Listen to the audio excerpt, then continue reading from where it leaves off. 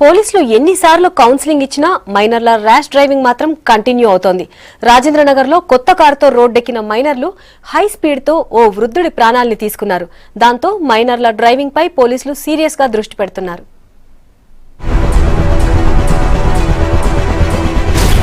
హైదరాబాద్ లో మైనర్ల rash driving road ప్రమాదాలకు కారణమవుతోంది. Road ప్రమాదాల నివారణపై ప్రభుత్వాలు ఎన్ని చర్యలు తీసుకున్నా తల్లిదండ్రుల పర్యవేక్షణ లోపంతో రోడ్లపై అమాయక ప్రాణాలను బలి తీసుకుంటున్నారు మైనర్లు. తాజాగా రాజేంద్రనగర్ లో కొత్త కారుతో రోడ్డుపైకి షికారుకొచ్చిన మైనర్ వృద్ధుడిని ఢీకొనడంతో అతను చనిపోయాడు. ఓవర్ స్పీడ్ గా వచ్చారు, బండి ట్రైనింగ్ ఇస్తారు, తల్లిదండ్రులకు బుద్ధి తక్కువ బండ్లు ఇస్తారు. ఎన్ని యాక్సిడెంట్లు అవుతున్నా పోలీసులు ప్రభుత్వం ఎంత చట్టాలు తీసుకొచ్చినా ఏం చేస్తలేరు. అది వాళ్ళ తల్లిదండ్రులను శిక్షించాలి. ప్రాణం అయితే ఆల్రెడీ పోయింది, ప్రాణం అయితే తెలియలేరు.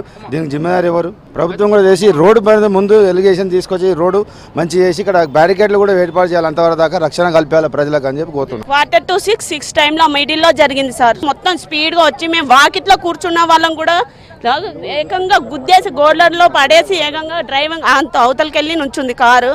మేము అడిగిన వాళ్ళం కూడా మాకు వాళ్ళు వ్యతిరేకంగా సమాధానం ఇచ్చి ఈ వేలో వచ్చింది సార్. పైనుంచి ఇలా వే వచ్చేసి వాకిట్లో నుంచిన వాళ్ళకి ఇట్లా స్ట్రైట్ కొట్టేసి వెళ్ళిపోయింది. డివైడర్ గుద్ది అవతల రోడ్డుకి వెళ్ళి ఆగింది. అది మొత్తం బండిలు ఏవైనా మా వాకిట్లో మేము కూర్చోడానికి కూడా మాకు స్వతంత్రం లేకుండా పోయింది. అత్తాపూర్లో నివాసం ఉంటున్న ఉత్తమ్ అనే బీటెక్ విద్యార్థి కొత్త కారులో చెల్లెళ్లతో కలిసి రోడ్డెక్కాడు. రాజేంద్రనగర్ నుండి ఓఆర్ఆర్ వైపు 140 కిలోమీటర్ల స్పీడ్ తో కారును డ్రైవ్ చేశాడు. హై స్పీడ్ లో ఉన్న వెహికల్ గాంధీనగర్ బస్తీకి రాగానే కంట్రోల్ తప్పి రోడ్డు పక్కనే ఉన్న ఇళ్లపై దూసుకెళ్లింది. ఈ ప్రమాదంలో అక్కడే ఉన్న మల్లేష్ అనే వృద్ధుని ఢీకొట్టడంతో అతను చనిపోయాడు. ఇటు నుంచి కారు స్పీడ్ లో వచ్చి తాతయ్యని ఇరబాబుల అంకుల్ని కొట్టేసి వెళ్ళిపోయింది. నేను హోంవర్క్ రాసుకోవడానికి వెళ్ళడానికి పోతుంటే నన్ను కొట్టడానికి కోసం నేను పక్కకు జరిగిపోతే వాళ్ళు జంప్ అయ్యి అటు నుంచి వెళ్ళిపోయా. 6:30కి జరిగింది.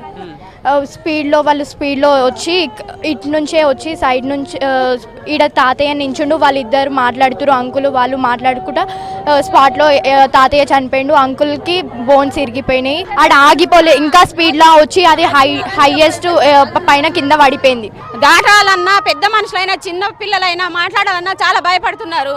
కాకపోతే పెద్దవాళ్ళు ఉంటారు, ముసలి వాళ్ళు ఉంటారు, చిన్న వాళ్ళు ఉంటారు, వాళ్ళని దాటియాలి. ఈ రోడ్డు మీద ఇంట్లో దాకా వచ్చి కొంచెం సేపు బయటికి వెళ్ళేసరికి ఆ మల్లేష్ అన్నకు ఏమైంది, ఒకసారి వచ్చి ఢీ కొట్టడానికి స్పీడ్ లో వస్తుంది.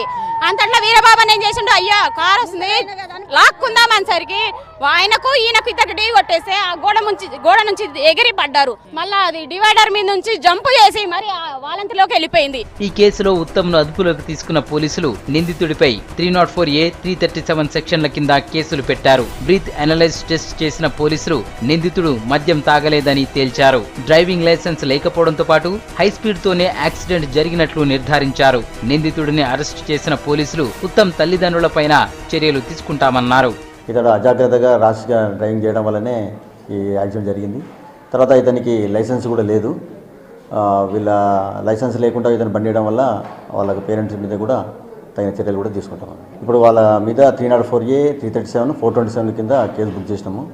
వాళ్ళ ఆ ఇంటికి కూడా డ్యామేజ్ అయినందుకు దానికి సంబంధించింది కూడా 427 కూడా కేసు రిజిస్టర్ చేయాలి. ఎందుకంటే అతను కూడా బ్రీత్ అనలైజర్ టెస్ట్ చేయించినాము. అతను మందు తాగలేడు. పేరెంట్స్ పర్యవేక్షణ లోపంతోనే రోడ్లపైకి వస్తున్న మైనర్లు ప్రమాదాలకు కారణమవుతున్నారని పోలీసులు చెబుతున్నారు. ఇలాంటి ప్రమాదాలు జరగకుండా ఉండాలంటే పేరెంట్స్ పిల్లలను కంట్రోల్లో పెట్టుకోవాలని సూచిస్తున్నారు.